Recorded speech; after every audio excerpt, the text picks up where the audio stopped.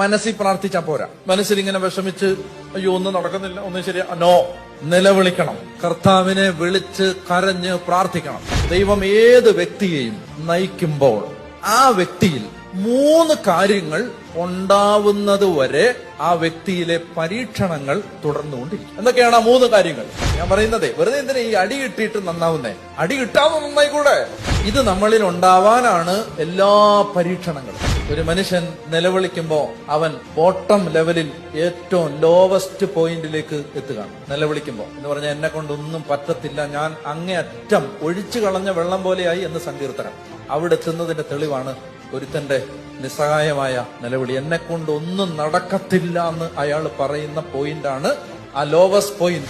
ജീവിതത്തിൽ ഏത് ദുശീലങ്ങളും മാറണമെങ്കിലും ഒരു പ്രാർത്ഥന ഇതാണ്: എന്നിൽ വസിക്കുന്ന പരിശുദ്ധാത്മാവേ, എന്റെ മുൻകോപത്തെ എടുത്ത്.